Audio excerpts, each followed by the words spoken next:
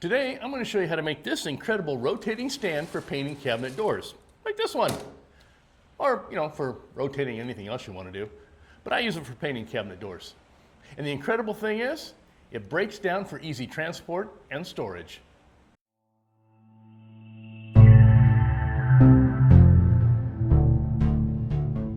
These are the supplies you'll need. 2 5-gallon buckets with lids, a 12-inch Lazy Susan, a few screws, and a small piece of plywood. If you don't have any laying around, you can pick up a 2-foot by 4-foot piece at your local hardware store or big box retailer like Home Depot. Start off by cutting 2 pieces of plywood. I like using 3/4 inch thick plywood, or as it's normally sold now, 23/32. The first piece cut to around 13 inches by 13 inches. Just slightly larger than the 12-inch diameter lid for the bucket and that 12-inch Lazy Susan. The other piece of plywood, cut it to whatever size you think works well for your door sizes. I found that 16 inches by 18 inches seems to work well for a variety of door sizes and keeps everything stable while painting. Take one of the lids and screw it to the 13 by 13 inch piece of plywood. Top of the lid against the plywood. Now you'll need some small screws that will fit into the channel around the lid so it won't interfere with placing the lid on the bucket. I found some number 6 wood screws, a 1/2 inch long, were perfect. 4 of them around the lid is plenty. Flip it over and the Lazy Susan is going to attach to the other side of the plywood.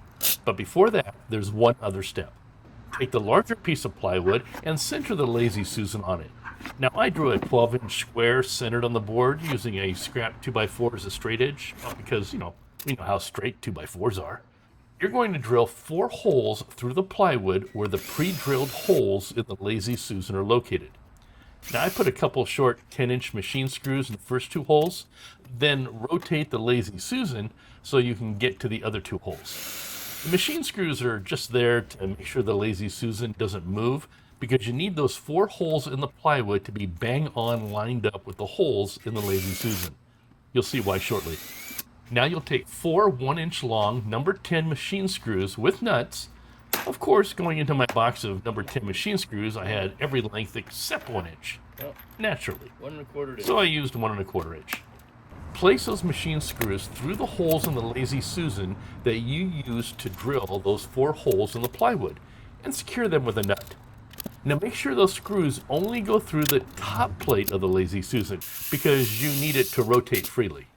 Now attach the Lazy Susan to the 13 by 13 inch plywood with 4 more of those number 6 by 1/2 inch round head wood screws.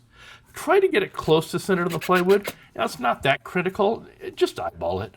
Now you'll have the lid on one side and the Lazy Susan on the other side of that smaller piece of plywood. Now you can place the larger plywood on top of those machine screws. Now you know why those holes had to be spot on. I then put nuts on just 2 of the screws just to secure the top, and then I also hot glued some painter's pyramids on top, which you'll see shortly. Now instead of painter's pyramids, you can just use longer machine screws, say 1.5 to 2 inches, so they stick up higher above the board, and they'll do the same thing as those pyramids. Now I didn't have any longer machine screws on hand, but I did have those plastic pyramids, and it gave me a chance to play with the hot glue gun. Now let's see how all this comes together. Fill one of the buckets with water about 3/4 of the way and pop on a lid. Fill the other bucket about halfway full of water. First goes the bucket with the lid. On top of that goes the half full bucket with no lid. Then I place a trash bag over the buckets just to keep paint off of them, and I'll show you why in a little bit. And finally, place a Lazy Susan assembly on top. Now you don't need to pound the lid on, just make sure it's stable. Here you can see the painter's pyramids that I hot glued to the top. Let's try out a door. Now that's sweet. I also made a smaller top for the small doors and drawer fronts.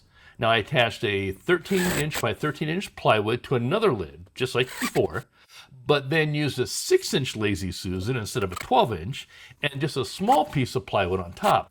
This one is about, 6 inches by 8 inches, and once again, I hot glued some painter's pyramids to it. And that way, smaller pieces like drawer fronts and small doors can sit on that. Just pop on whichever one you need to use. Now you can see how much overspray would get on the buckets if I didn't put the trash bag over them. And a few pennies for a trash bag, well, that's much better than having to replace the buckets all the time. And the water in the buckets, well, that's just there to give them weight so that the stand doesn't tip over when you're using it. And when you're finished, Just dump out the water and everything stores nice and neat for next time. Also, it takes up very little space and also makes for transporting simple. And if you want to know how to build this awesome drying rack that also breaks down for storing and transporting, I'll throw that video right up here, right after you tap on that thumbs up like button and subscribe to my channel if you haven't already done so. This is your Uncle Brian saying thank you for watching, and I'll see you in my other videos. Like that one. Bye now.